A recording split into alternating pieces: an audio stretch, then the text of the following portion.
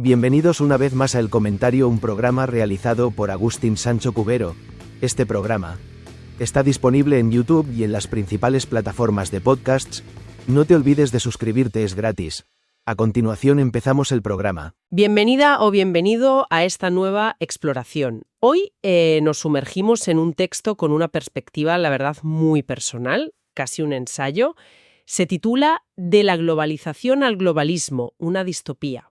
Un título potente, sí. Desde luego. Y bueno, lo que busca es contrastar estos dos conceptos, ¿no? Globalización y globalismo, que a menudo pues, se usan casi como sinónimos, pero que el autor ve muy distintos.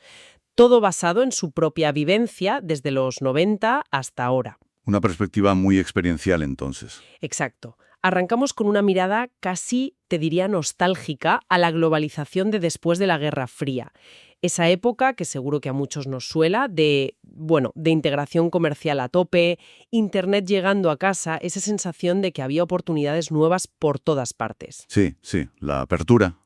Pues el texto la llama directamente una maravilla para su generación, una era de expansión, de conexión. Entiendo. La fase optimista, digamos. Justo, pero claro, luego el tono cambia. Y cambia mucho. El relato pega un giro de 180 grados cuando llega la pandemia de COVID-19. Esa experiencia, según cuenta, le transforma la percepción por completo. Empieza a hablar de control, de censura, de que se pierden derechos. Y ahí, justo ahí, es donde introduce el concepto de globalismo. Lo diferencia muchísimo de la globalización inicial y lo pinta como algo, inquietante. Vale, ahí está la clave de la distinción que propone. Eso es. Así que nuestra tarea hoy es, desgranar esa diferencia tal como la ve esta fuente. Ver qué era para él la globalización al principio, qué pasó para que cambiara de idea, cómo define el globalismo apoyándose en otros y por qué le parece tan importante separarlos. Vamos a ello. Vamos allá. Me parece interesante el punto de partida. Pues venga. El texto nos lleva primero a los 90. Acaba de caer el muro, la URSS ya no existe, y describe un mundo que se abre de repente. Sí, una sensación de fin de la historia casi, ¿no? Que se respiraba en ciertos ambientes. Totalmente. Y habla de la integración comercial disparada. Recuerda la llegada de productos asiáticos, ¿no? Muy baratos, los acuerdos tipo Mercosur en Sudamérica. Parecía que las economías se iban a unir. Claro, la idea de un mercado global cada vez más integrado. Eso, un mundo que según él se sentía más conectado, más accesible que nunca. Ya. Y claro, junto al comercio, la otra gran revolución, Internet. Se pone él mismo como ejemplo de esa generación puente, ¿verdad? Ajá. Los que vivieron el antes y el después digital. Exacto. Los últimos, dice, en usar máquina de escribir, pero los primeros en oír el ruidito del módem para conectarse a la World Wide Web. Sí, qué recuerdos. Pioneros en redes sociales, dice también, y añade, con un punto así irónico, que quizás sean los últimos en usar dinero físico de forma habitual. Bueno, eso está por ver, pero sí que capta el cambio generacional. Y recuerda cómo se definía entonces la globalización en los libros, un proceso con muchas caras, económica, social, política, tecnológica, cultural, de integración mundial. Pero insiste en que el foco estaba en lo bueno, acceso a información de todo el mundo, formación online, poder trabajar para afuera. Claro. Y aquí lo fascinante, como lo cuenta la fuente, es la sensación esa de velocidad y naturalidad, ¿no? Sí, totalmente. El texto recalca que todos esos cambios, comprar algo de China, hablar con alguien en Australia, buscar cualquier cosa online, no se sintieron como algo forzado. Parecía una evolución, casi orgánica, una expansión natural de lo que podías hacer con tu vida. Sí, como si el mundo se hiciera más grande y más pequeño a la vez. Exacto. La fuente lo presenta como un flujo continuo y en esa primera etapa al menos, pues muy positivo, una ampliación de horizontes. Pero esa sensación tan buena, pues se rompe. Como decíamos, el texto señala la pandemia de COVID como el gran punto de inflexión, el momento en que su visión cambia, radicalmente. Ahí llega el giro narrativo. Total. Describe cómo lo vivió él. Cierres de fronteras que partieron ese mundo conectado, cuarentenas que te impedían moverte libremente, y lo que él ve como una censura cada vez mayor a quien disentía o criticaba la gestión oficial. Ajá. Habla incluso de un autoritarismo de los médicos y de que se anularon derechos que él creía intocables, como el de moverse libremente. Entiendo. Una vivencia muy negativa de esas medidas. Muy negativa. Y es muy claro al respecto, ¿eh? Dice que para él personalmente muchas medidas no le parecían solo sanitarias. ¿Y qué le parecían entonces? Pues le recordaban, dice, directamente a la novela 1984 de Orwell. Ostras, palabras mayores. Sí, un estado de vigilancia constante, control de la información, recortar libertades individuales por un supuesto bien común. Y es en medio de esa inquietud, de ese cuestionamiento tan fuerte, cuando empieza a fijarse en conceptos que igual antes le sonaban, pero de lejos. Biopolítica y sobre todo globalismo. Claro, busca un marco para entender lo que está viviendo. Exacto. Y subraya que para alguien con espíritu crítico, esto no son simples teorías conspirativas, parece que rechaza esa etiqueta, sino preguntas importantes que necesitan respuesta. Sí. Y en el contexto de este análisis, biopolítica parece referirse a eso, ¿no? Al uso del poder para gestionar la vida biológica de la gente, la salud, la enfermedad, el movimiento, que según el autor pues se manifestó de forma muy controladora en la pandemia. Eso parece. La fuente sugiere que la respuesta a la crisis, el autor no la vio como algo puntual, sino como el posible, no sé, el embrión o la aceleración de un sistema de gobierno distinto, más centralizado, con menos frenos. Entiendo. Y menciona explícitamente la sospecha del autor sobre una posible coordinación o al menos intereses comunes entre actores muy diferentes. ¿Como quiénes? Pues cita a la dictadura china como un modelo de control, a las grandes farmacéuticas, claro, con sus intereses económicos, y a figuras globales como Bill Gates, a quienes ve con mucha influencia. Ya. Pero es importante decir que el texto lo presenta como la percepción del autor, su sospecha, ¿vale? Basada en su análisis de lo que pasó. No da pruebas documentales en este extracto. Vale. Queda claro.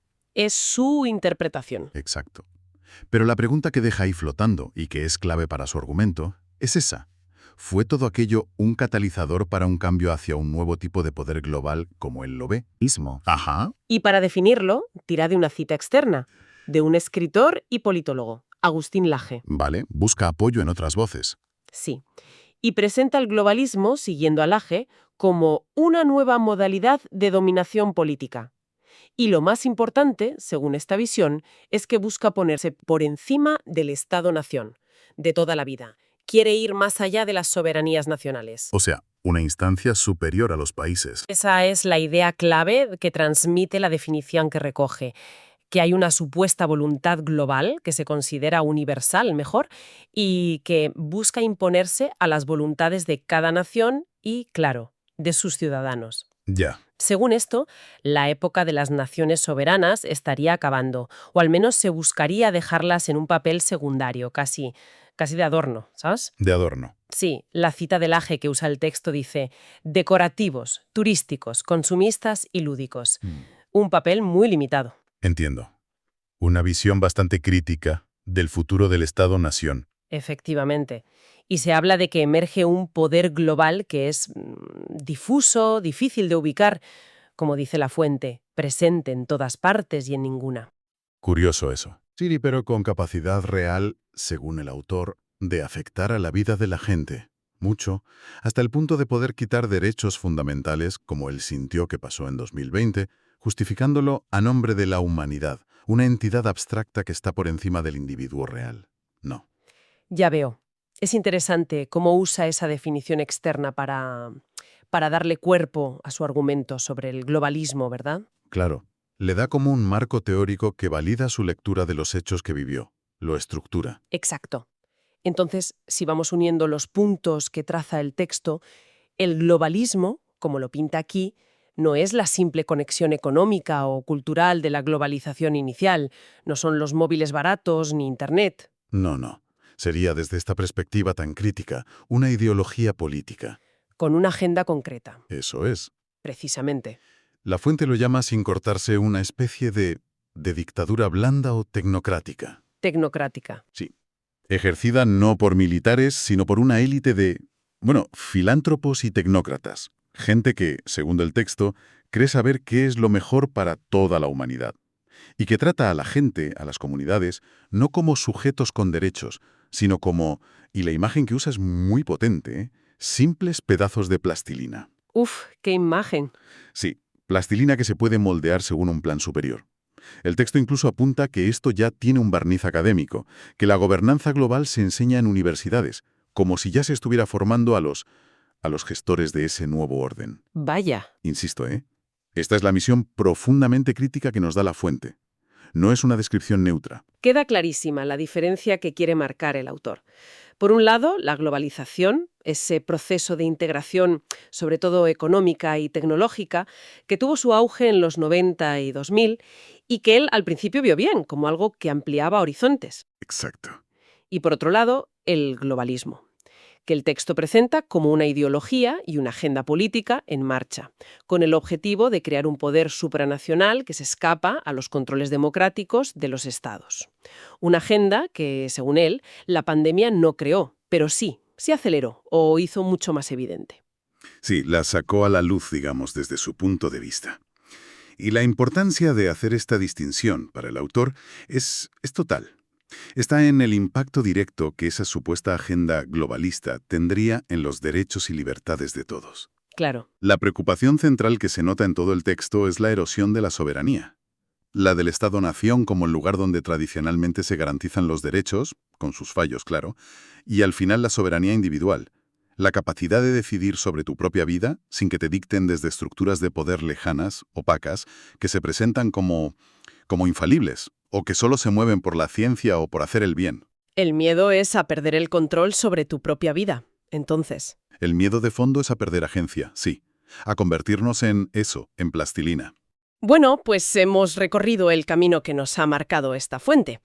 Un viaje que empieza con optimismo, ¿no? Con esa fascinación por un mundo que se conectaba a finales del siglo XX. Sí, la fase luminosa. Atraviesa el shock y el replanteamiento que provocó la gestión de una crisis sanitaria mundial sin precedentes. El punto de inflexión. Clave que nos deja este texto es esa: proceso frente a ideología, interconexión frente a control centralizado. Sí, y nos deja ahí sonando esa imagen final, que desde la perspectiva del autor es bastante perturbadora, la verdad. Sí, mucho. La de la humanidad como algo moldeable, la plastilina, en manos de una élite que diseña el futuro desde una posición de superioridad que se atribuye a sí misma, ya sea técnica, económica o moral. Es una visión que claramente busca alertar. Sí, una llamada de atención, lo cual nos lleva a una reflexión final que sale directamente de la tensión que plantea este texto, ¿no? A ver. Si aceptamos, solo para seguir su argumento, que existe algo así como una voluntad global o entidades que quieren actuar en nombre de la humanidad, ¿cómo se combina esa aspiración, que se supone buena, con proteger de verdad la autonomía individual, la diversidad cultural, la soberanía de las comunidades locales y los derechos fundamentales como los entendíamos? Buena pregunta. Según la visión crítica que hemos analizado aquí, es posible un equilibrio, o estamos metidos en una disyuntiva inevitable en ese futuro que describe. Complicado. Una cuestión compleja, desde luego, que invita a seguir dándole vueltas mucho más allá de este análisis concreto. Hasta aquí esta edición del programa del comentario, un programa realizado por Agustín Sancho Cubero. Este programa está disponible en YouTube y en las principales plataformas de podcasts. Hasta la próxima edición del programa. Muchas gracias. Dirección y realización Agustín Sancho Cubero.